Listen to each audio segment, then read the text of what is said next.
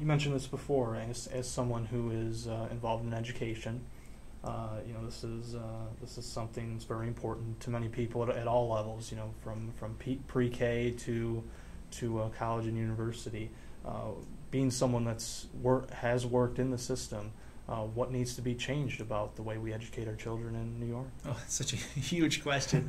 And as I've said to everybody, this is one of those things where the big ideas I have are so far down the road, and what you really try to look at is what are those initial steps you can take, those first steps to kind of move towards those larger goals. Obviously, the greatest concern, I think, if we're going to talk philosophically about what needs to change is at a certain level, we have to find a way to hold more accountability with parents in the way that their children are educated and how they participate in that. I think it's unfair if we look at particularly what happens in city schools and how much pressure is put on teachers to achieve certain results, especially within some of the programs and systems that have been proposed at the federal level to try and move our results forward. Teachers are obviously part of what helps to educate a child, but so are parents. And we have to find ways, I think, of promoting policies that encourage family and that encourage, let's say, parental accountability in the education process for the child, and don't lay everything at the feet of the teachers and the administrators. Obviously, there has to be accountability there, but it can't be solely there. How do we achieve that? Well, I think we have to look at social policy even larger than just in the education realm. I think we do have to look at some of our social policies as well. I think we have social policies that don't contribute towards the encouragement of family and that don't encourage towards the accountability of parents in the process of educating children. And so I would like to be able to articulate and fight for some of those ideas as well. Moving forward, I think the most important first thing we can do is try to scale our education expenses to the current state of our population. Education spending has gone up 76% in the last 10 years, yet we've lost a net 7% of our population. I think we have to bring that back into balance, primarily because it's exceeding our community's abilities to afford the taxes that are associated with funding those schools. Then looking forward, I think we even have to look at how do we fund schools. More long-term, is a local property-based tax the best way to fund schools if you want to fight this disparity between city, suburban, and rural schools. The district that I'm looking to represent has quite equal urban, suburban, and rural territory, and those are all different, different equations. So to try and do that all the same way, not sure that makes sense, and we have to take a look at things we could do to, either distinguish or to broaden the way that we approach all of this. And so there's a lot that needs to happen, and I very much look forward to being a significant part of that dialogue. I'm not sure how much this affects your district, but it certainly affects the region as a whole, Central New York and the southern tier. Hydrofracking, it's a big issue.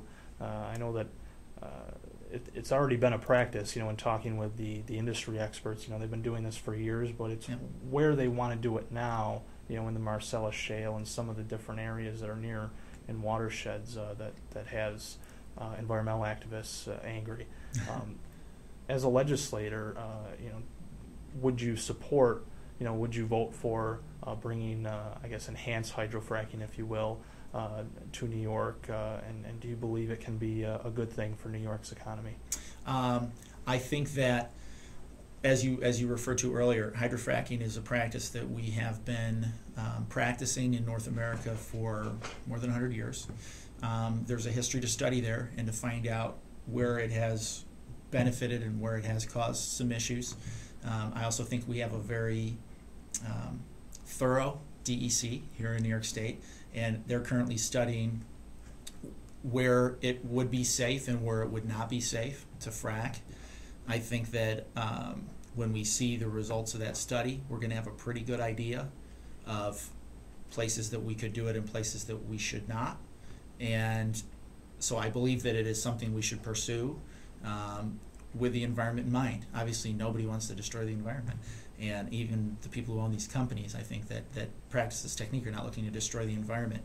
Obviously, doing it in the wrong place can cause harm, but doing it in the right places can cause tremendous benefit to the energy economy of this state. So, like all things, I think it's hard to paint it with one brush. I think we should do it in a smart way, and I think we should do that based on data. We do have a quite long history of this technique to study. I think there's been an effort to promote this as some type of a newfangled technique that has just sort of come about in the last years and is only dangerous. We all know that that's not really true. There have been issues, but there's been plenty of places where they've done it to great benefit. So I think that's where I stand on it. I think we shouldn't have a broad measure that doesn't take into account the environmental accountability. At the same time, we shouldn't totally shut down the state to it because there's the possibility of it being done in places it shouldn't be. I think we just study it, choose places we feel are safe, and then allow it in those places. Shift back to the campaign. Question I want to ask you that pertains specifically to the GOP primary. Yeah. I guess it could be a two-parter that you maybe mix together. How do you separate yourself from your opponent in the primary, and why do you think you make the better choice for Republicans? Well, I guess there's two things I'd bring up. First of all, there's no question that what distinguishes my candidacy from all three options in this race is that I'm not a politician. I'm a private citizen who's decided that we have a politician in office who I feel is not performing. There is an option in a primary to go with someone else who's a politician who has a record that can be studied and various claims can be made for that record. And then you have someone who feels that we need to get back to the core value of a citizen legislature, of a capable citizen rising up and representing our community in the state dialogue, someone who doesn't have political ambitions behind why they're doing this, but is doing this because they feel we should avoid sending people with political ambitions into a job that is a step up the ladder or can be leading to another step up the ladder. We need someone who's going to be absolutely focused on this community and nothing else. And I think that my candidacy makes the best case for that. Second of all, I think if you look at our success in the organizational and financial fronts, there's clear distinctions there. We've been very successful with fundraising, especially considering both A, I am not an office holder, I have nothing to offer any of the people supporting my campaign, and B, that I have been in a primary situation for a while, which does cause some people, let's say, a desire to hold back and see what's going to happen, or to do something but not do as much as they would do if you were the only candidate. We've, despite that, been very, very successful, especially in the business community, as well as at the small dollar level. And I think that's a credit to our organization, how aggressive we've been taking our message directly to people in various ways.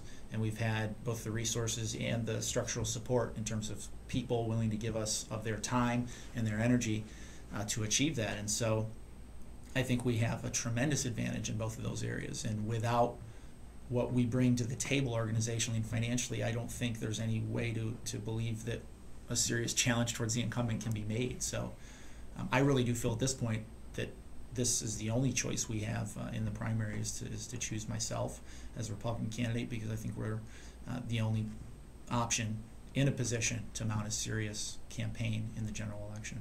And you have the support of the Conservative Party, correct? I do. I have the conservative line, and I also am petitioning for a third line as well that we hope we'll be able to have Republican, Conservative, and this third party independent line to run on as well in November.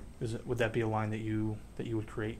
Oh no, this is a line that's been created. It's called the Taxpayers Line, and a number of candidates are petitioning for that line in various offices throughout the state. So it's sort of a non-party independent line that's been created this year. For some people say it comes out of the Tea Party movement. I think it kind of comes more out of the fact that there's been so much conflict in, let's say, the governor's race and other races throughout the state in terms of what some of the third parties have done in their endorsements, that this other line was created for people who are looking for opportunities to run on an independent line, but may have felt that they weren't endorsed by some of the other third parties that they should have been. So this kind of opens that up, and it'll be interesting to see what that dynamic does.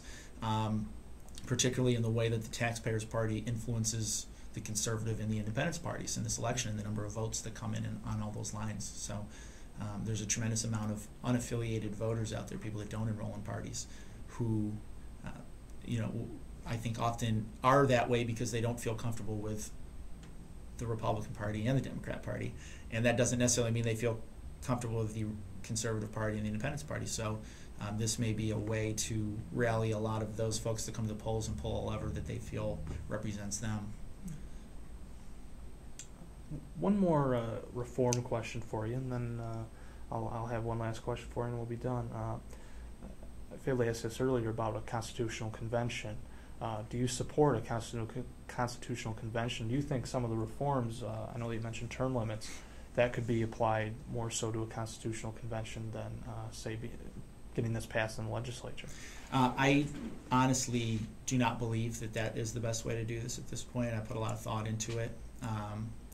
I understand the idea that the Constitutional Convention could be a way to force action in a lot of areas, but I think there's an equal possibility that it could turn into a chaotic situation. And I think there are more effective ways to force action in a number of areas that are all based on reforming spending and reforming certain systems. And I've articulated those obviously in our earlier questions, so I'm more a fan of that approach than of this approach. Last question. You've obviously traveled across the district. You're here in the almost most western part, I believe, of the district. What have you learned in talking with the voters and in traveling the district that you didn't know before about the 49th? That's a really excellent question. I suppose the biggest thing I've learned is the diversity of what exists here in Central New York. In our economy, people complain about obviously the lack of jobs and the lack of a feel of progress and upward mobility in our economy. It's amazing how many incredible small businesses we have in our community, despite all the challenges that they face and all the things that we do here in Central New York. Whether it's in the technology sector or whether it's in basic industries like agriculture and construction. I mean, just all of these fantastic enterprises that are out there, and it just makes me believe more deeply that we have to do everything we can to encourage these business owners, because we have such a great foundation despite all the challenges we've placed in their way. Imagine what would happen if we created a less hostile and let's say more encouraging environment towards business owners, where they feel that the state is looking to be there to be a partner or to provide an environment for them to grow, rather than to kind of look at how we can tax, regulate, and basically drain money out of those enterprises to benefit, whatever it is that the state's looking to control. So that I would say that would be the biggest thing I've learned that surprised me. I always knew that Central New York was a community full of wonderful people. This experience has reaffirmed that, but I didn't ever appreciate exactly how many wonderful small businesses we have here and how diverse they are. And I really, like I said, just believe we need to encourage that as much as we can.